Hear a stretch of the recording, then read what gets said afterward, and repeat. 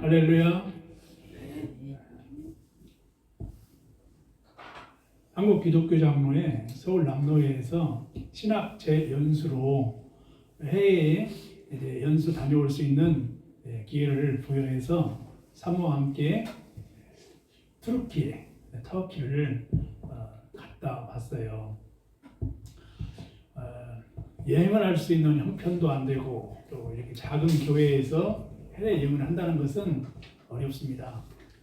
그런데 그러한 여행을 다녀올 수 있는 것은 전적으로 하나님의 은혜고 또 참 감사한 일들을 이렇게 협력해 주신 많은 분들이 계시기에 이렇게 해외에 신학 연수도 다녀왔습니다. 트루키에를 비행기를 타고 갔어요. 10시간도 더 걸리는 그런 장거리 비행기를 타고 갔는데 많은 것을 보고 배웠습니다. 요한계시록에 서아시아 7교회가 나오거든요. 근데 그런 교회들이 다 터키 지역에 있습니다. 그리고 터키는 안디옥이라고 하는 지역. 이 안디옥이라고 하는 지역은 그 선교의 그 출발점이에요. 그러니까 바울이 여행을 할 때 1차 전도여행, 2차 전도여행, 3차 전도여행을 할 때 출발하는 지역이 안디옥입니다. 그런 지역들이 다 터키에 있어요. 그래서 2000년 전에 로마 문명, 그 터키에 있는 많은 그 문명들이 땅속에 다 이렇게 묻혀 있어요. 그래서 지금도 라우디아 교회 같은 경우는 수십 년 전부터 발굴이 시작되고 있고 발굴하는 그 모든 게 다 문화재고 역사하고 그래요. 그러한 것을 보면서 김우중 예전에 그 대우그룹 회장이 그런 말을 했어요. 책에서 세계는 넓고 할 일은 많다 이런 말이 있습니다. 그렇듯 여행은 많은 배움이 있습니다. 여행은 세상을 보는 아름답고 풍요로운 생각을 갖게 합니다. 여행을 할 수 있을 것들랑 가까운 이제 지역이라도 여행을 하는 그런 시간들이 필요합니다. 또 가까운 동네 걷기도 필요합니다. 그래서 마음을 항상 밝고 건강한 생각을 하시면 좋습니다. 투르키에 가서 소피아 성당이라는 곳을 보았는데 대형 어마어마한 성당이에요. 그런 성당이 이슬람 성전으로 이제 바뀌어 넘어갔어요. 그런 걸 보면서 세계가 이렇게 많이 변하고 있구나 이런 걸 깨달았습니다.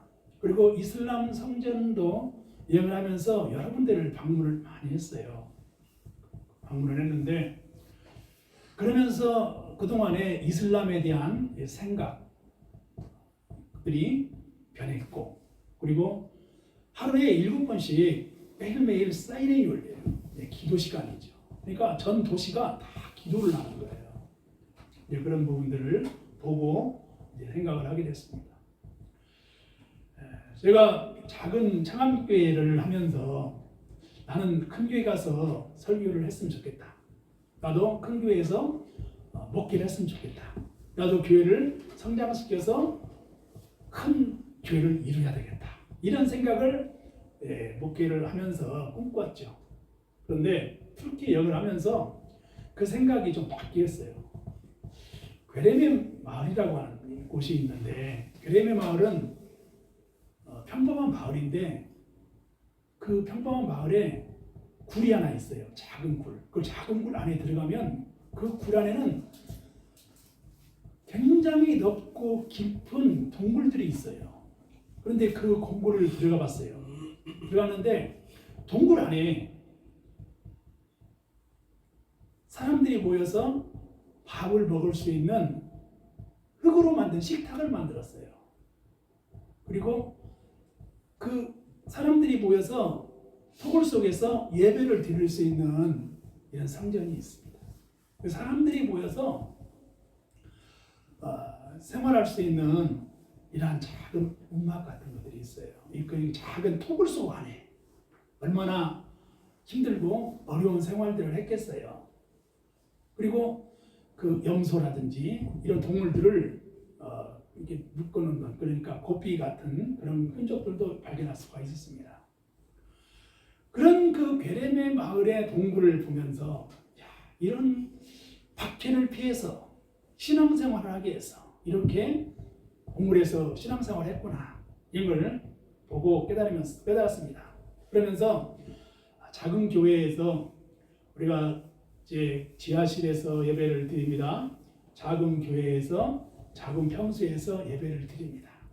그리고 두세 사람, 5, 6명, 10명, 12명 이렇게 예배를 드립니다. 그런 생각을 하면서 나도 큰 교회에서 목회를 하고 싶다. 나도 성공하고 싶다. 나도 큰 유명한 목사님이 되고 싶다. 이런 꿈들을 꿨는데 그런 생각들이 유럽의 그 신앙생활을 하는 박해를 피했던 사람들을 보면서 그런 생각들이 부질없는 생각이구나. 물론 성공하고 큰 목회를 할 수 있는 그런 하나님의 그 도우심이 있으면 좋죠. 그렇지만 참 허상이다. 아니면 아주 무모한 그런 어떤 환상과 같은 꿈을 꾸고 있는 거 아닌가 이런 것들을 이제 깨달았어요. 그러면서 그 유럽에 들은 얘기지만 거기 그 북아프리카 같은 지역에 기독교의 그 성전들이 동굴 속에 있어요. 토굴 속에 있어요. 그리고 지금도 많은 그 교회들의 흔적들을 보면 바위동굴 속에 교회들을 짓고 지하동굴에 교회를 짓고 신앙생활을 했어요. 거기는 그 바울의 성화라든지 그리고 그 예수 그리스도를 믿는 이제 그 신앙 공동체의 삶을 볼 수가 있습니다. 투르키에서도 그 큰 교회의 성전도 보았지만은 사막 한가운데 저 깊고 깊은 산들도 찾아올 수 없는 그런 곳에 바위산에 바위 동굴을 만들어 가지고 예배를 드리는데 그 예배에 의자가 서너 개 있습니다. 그리고 독경대야 설교단이야 이러한 부분이 돌로 만들어졌는데 정말 그 바위동굴이에요. 바위동굴. 이제 지금은 여행을 할 때 거기를 들어가기 위해서는 일정 정도의 그 출입 비용을 지불해야 되는 건데요. 그런 곳에서 참 예배를 드렸던, 그리고 천장이나 벽에는 예수님의 성화들이 그 장미를 갈아서 만든 것으로 그림을 그렸던 흔적들이 나왔습니다. 우리 청년들도 기회가 주어지면은 이러한 그 해외 연수나 해외 여행을 통해서 기독교의 문명 그리고 바울의 선교, 해외 여행, 1차 전도여행, 2차 전도여행, 3차 전도여행, 이런 안디옥이나 실루기아나 이렇게 이런 지역들을 탐방할 수 있는 기회를 통해서 성경을 읽고 그리고 그 문화들을 배우고 이렇게 할 수 있는 시간들을 가지면 더 많은 인생의 풍부한 경험들을 할 수가 있습니다. 그래서 여행이라고 하는 것은 참 필요한 것이죠. 그러한 생각을 통해서 오늘 이제 대림절인데 예수 그리스도의 오심을 기다리는 절기입니다. 우리는 2024년 성탄절에 우리 교회에서 이제 성탄을 보내면서 제가 마음속으로 기도하는 이런 마음이 들어요.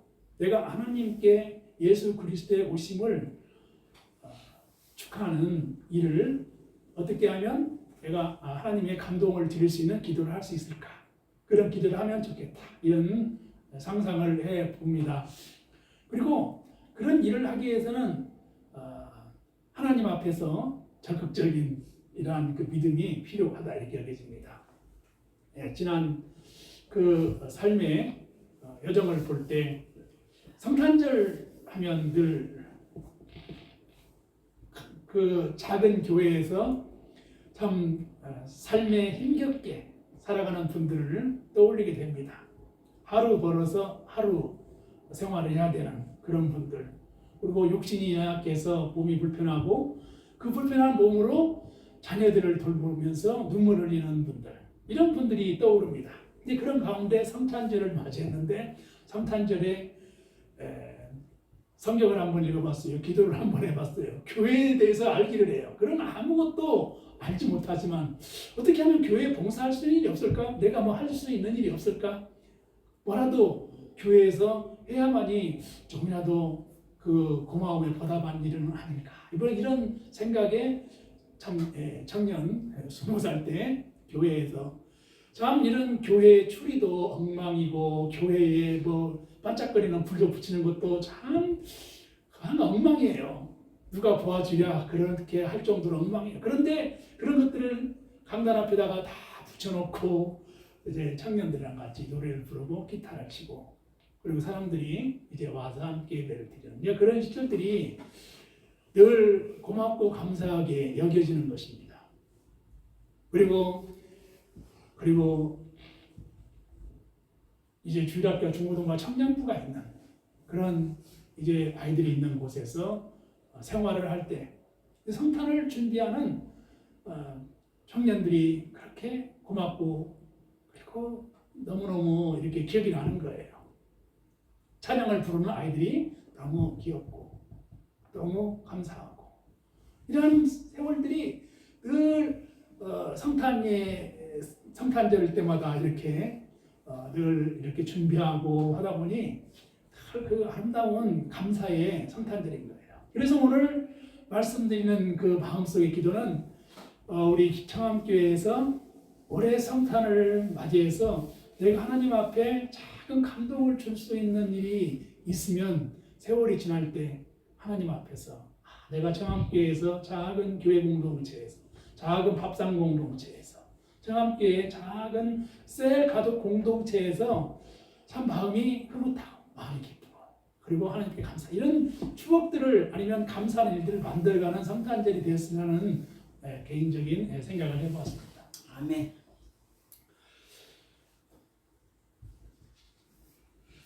시를 쓰고 있습니다. 목사님들이 기도시를 많이 씁니다. 시를 쓰고 또 시를 이제 그 월간지에 등단을 하고 또 홀로 시를 쓰고 또 시화전을 하고 이런 생활들을 했습니다. 그리고 이제 그 월간지에 시들이 나오고 그리고 이제 시낭송도 할 수 있는 그런 기회가 주어져서 시낭송도 해보고 그러면서 시와 목회, 시와 목사, 시인 목사 그리고 목회자로서 그 문서 성경 이런 것들을 생각하게 됩니다. 근데 이제 오늘 보니까 이제 제가 이제 그 말씀드린 것은 우리가 기도 생활을 할 때 방언 기도도 많이 하지만 이제 그 묵상 기도도 합니다. 그리고 큐티, 파이어 타임 작은 이제 그 시간을 만들어서 내가 묵상 기도를 합니다. 새벽에 일찍 일어나가지고 그 생명의 삶이라고 하는 책도 있습니다.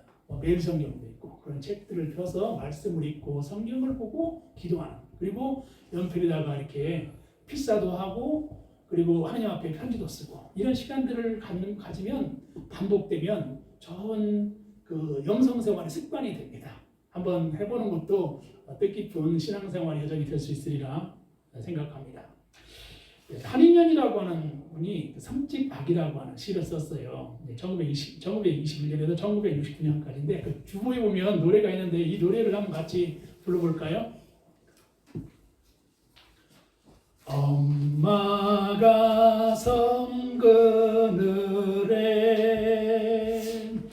걸 따러 가면 아리가 혼자 남아 집을 보다가 바다가 불러주는 저장 노래에 발레고 스르르 잠이 듭니다. 아기는 잠을 고니 자고 있지만 갈매기 울음소리 맘에 설레요. 아목산 굴바구니 머리에 이고 엄마는 모래길을 달려옵니다.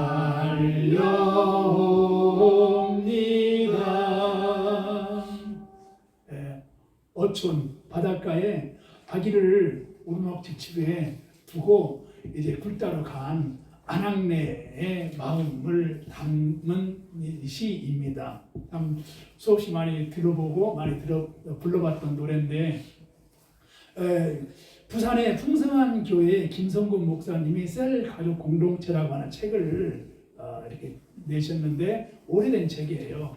근데 한때 그 D12라고 하는 훈련을 받으면서 그 책을 오랜만에 한번 열어봤는데 이 시가 있더라고요. 그리고 이 시 밑에는 이런 말이 써 있었어요. 어린 셀 가족을 홀로 내버려 두면 애롭죠. 그래서 신앙이 성장할 때까지 누군가의 돌봄과 도움이 필요합니다. 라고 하는 거예요. 이 셀이라고 하는 것은 세포, 작은 단위를 말하는 거예요. 가족과 같은 3명에서 5명, 7명에서 8명 이렇게 소그룹의 공동체가 가족 공동체가 되어야 된다는 것이죠. 그러니까 어촌의 바닷가에 이렇게 굴 따러 간 아낙이 이제 오두막집에 아이를 놓고 왔으면 그 마음이 온종일 아이에게 있는 거죠. 그 엄마 졌죠. 엄마는 언제 오실까? 이렇게 늘 기다리면서 온종일 보내게 되는 것이죠. 그런 것처럼 그런 아이를 홀로 두면 안 되는 거죠. 그처럼 우리가 성탄절을 맞이해서 우리 주변에는 홀로 있는 외로운 분들이 많이 있어요. 우리가 겉모습을 볼 때는 모든 성공을 이룬 분, 겉모습을 볼 때는 모든 부를 이룬 분, 모든 것이 부족함이 없는 것 같아도 마음속 깊은 곳에 속사람은 허전하고 외롭고 그립고 그리고 뒤안길을 생각하는 많은 삶을 살아갈 수가 있는 걸 볼 수가 있어요. 그런 이제 그 분들에게 또 우리 인간들에게 모두에게 우리가 할 수 있는 일은 예수 그리스도를 만나게 해주는 이러한 일들을 해야 된다고 하는 것인데 성탄절을 맞이해서 우리가 성탄절에 예수 그리스도의 오심을 만나게 할 수 있는 일을 해야 된다고 하는 것입니다. 그래서 이러한 성탄절에 누군가를 위해서 엽서를 한번 보내시면 어떠겠습니까? 누군가를 위해서 기도하시면 어떠겠습니까? 이러한 삶을 통해서 희망을 주는 이제 삶이 되기를 바랍니다. 예수 그리스도의 오심을 마태복음 1장에 예수님의 족보가 나오고 있고 이 족보에 유대인들을 이제 예수 그리스도가 다윗의 왕 계보에서 왔다라고 하는 것을 말하기 위해서 이제 족보 얘기를 시작합니다. 그리고 마리아와 요셉의 이제 그 가정에서 예수 그리스도의 오심을 성경에서 마태복음 이제 1장에서 말씀하고 있습니다. 근데 아들을 이름을 예수라 했는데 예수가 이름이 뭔가? 그가 자기 백성을 그들의 죄에서 구원할 자이십니다. 라고 하는 말씀입니다. 이제 성탄절이 다가오는데 이 올해의 성탄의 마음에 작은 행복을 만들어 가시는 성탄이 되길 주님으로 축원합니다. 기도하시겠습니다.